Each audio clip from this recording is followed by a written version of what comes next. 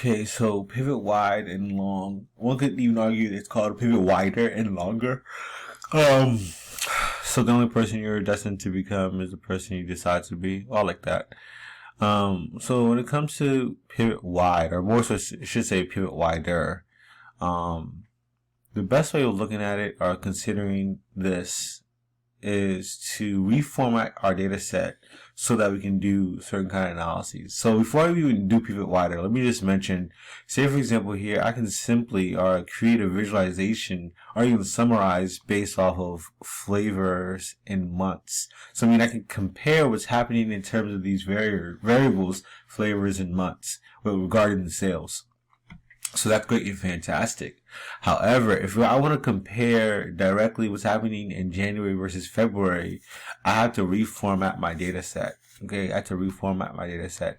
And so what's happening in this particular code, I haven't mentioned the uniform, functionality before, but at the end of the day, it's just generating random data. Just take it like that. It's just generating random data. And so here, what's happening is that we're going to instead make this data frame be in a certain format where we'll have the actual months be the actual variables. The sales will still be the numbers, that's fine, but the flavors will be the actual rows. So it's going to be a flavor for vanilla, a row for vanilla, a row for chocolate, and a row for strawberry, corresponding to the months that we have. Okay, and so in order for us to make this long data frame wide, that's what's happening. In order for us to make this long data frame wide, we utilize this functionality called pivot wider. Okay, so we take the original data frame, sales. Okay, I didn't mention it's called sales df. Okay, and we take the actual flavors as our names, and then we take the values as our sales, so the extra numbers, that's going to be our values, and then it automatically knows to utilize months to be our new column. So I did it opposite. I did it backwards. By me selecting flavors, it's now. Let me do what I wanted it to do. Okay, so here we go. So you don't see that. So what I'm going to do is take this, copy this, boom. It's automatically now. So what I'm going to do now is then take this, and take sales, df, pipe it into pivot, wider. Okay, names are coming from months, and then sales values are from sales. Okay, so when I do that, I now have the months I can compare. And so the reason why it's like this in this in the notes is because it depends on what you're trying to compare. So in this particular example, I can compare vanilla versus chocolate based on the month. Whereas here I can compare what's happening in terms of January and February. So it depends on what you want to analyze. And if you can imagine, this could be a relatively useful tool depending on what you're trying to analyze, depending on what you're trying to answer. So this is a nice little skill set. Okay. That's pretty much pivot wider. So being able to go from a long form data frame to a wide data frame. Okay, we'll do another example in a little bit, but let's travel on to pivot long or pivot longer. And so in this particular situation, it's the same idea, okay? But we're actually just gonna take our original data frame and return it back to its original state. So let's say, for example, we save this data frame as Y. Okay, we save it as Y. So if we look at this, we know we have these as variables as months. Okay, and then we have these, the flavors, as another variable. So what it's doing is going to look at all combinations. Oh no. Okay, that's fine. We'll keep on going. We're going to look at all combinations of flavors and months with their corresponding values. So how we'll do that is by utilizing this code. But again, notice that my code is a little bit off, and the reason why it's off is because it's saying vanilla. My columns are vanilla, chocolate, and strawberry. They're not. It's January, February, March. So because it's based off of this example. So I'm happy I actually made that mistake. Because I can teach you all two things. So this is going to be instead January. This is going to be February. This is going to be March. Okay, and then this is going to be finally April.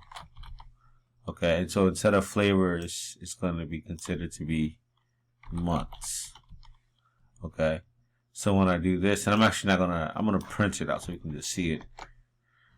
So when I do it, it returns back my original data frame where I have months and flavors, right, that correspond to this original data frame. So it has all the combinations of the columns and this variable flavors, and then gives me the resultant sales.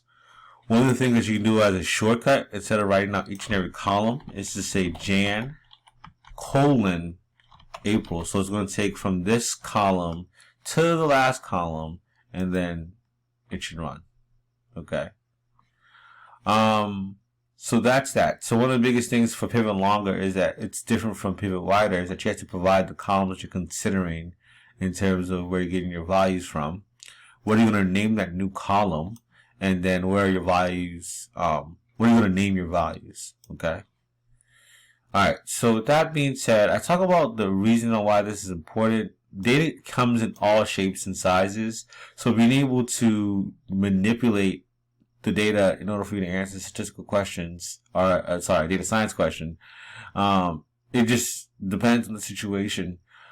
These examples are very cookie cutter, and I prefer them rather than working with raw data. But we'll work with raw data with regards to our products and the PPC, so that you can see this a little bit deeper. But they're very, very useful, very, very useful.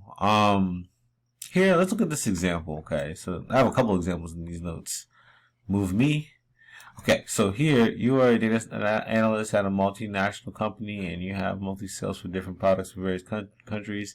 The data is in long format. Okay, the data is in long format, and you want to compare the sales of each product side by side.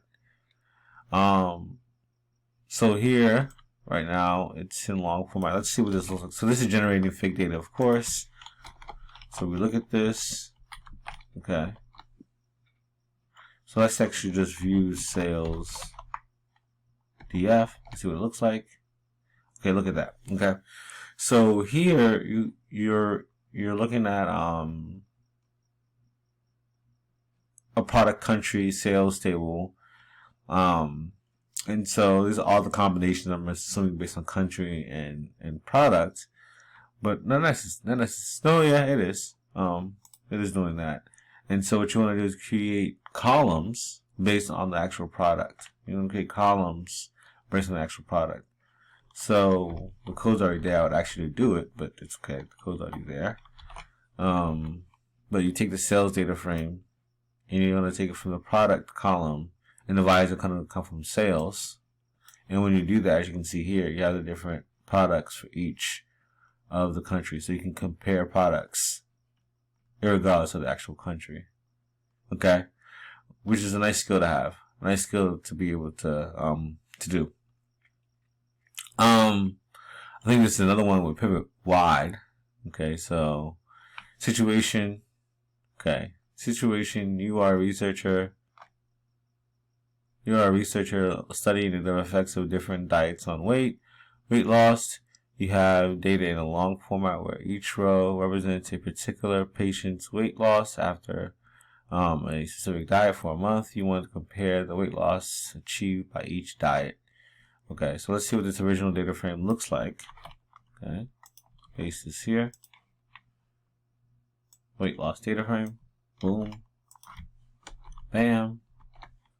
So it should be wide. Okay.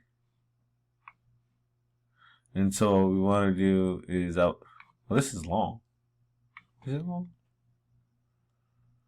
Yeah, it is long. This is same. Oh, both of them are pivot wide. Haha. And so here you can do it based off of diet ID, or you can do it based on patient ID. But here they're gonna do based on the actual diet, so that you can have the different columns be the diet. So you can see, I don't have to run it again. You can see the actual different diets. You can compare diets regardless of the patient ID. Okay. I'll only do this one. This will be the last one because the video is getting kind of long. If you're a sports analyst and you have data in a wide format, okay, you like to see how the players perform across games. All players perform across games. You can make it pivot wider. Okay. Let's do that. Now let's actually see what the data frame looks like. Player data frame. So, say for example, you're player 1, you scored this points, you scored, this many rebounds and assists, but you want to look at comparison of all players at the same time across the different statistics. And this is how you would do that, by pivoting longer. Okay. And they use points, and I'm going to do it just so you all can see. They used points, comma, assists, comma. Technically, this shouldn't work, but I'm going to erase this and then just put a colon in between points to assist. Okay. And what it's doing, it's going to tell you that you're going to name that new variable based on this column. Sorry, based on these column points, rebounds, assists. You're going to name that new variable stat, and then you can compare it to values. And then use the values, the actual numerical values. I'm going to erase this so we can actually just see it. That it works. Okay. Just like that. Okay. I have other examples of pivot longer, more examples, just so you all can get, deeper sense. I think in terms of this, you should probably practice, because I don't provide the code for these data frames. So if I were you, I'll do the practice of pivoting wider, and longer for these examples. Okay. Thank you for your time. Thank you. This is great.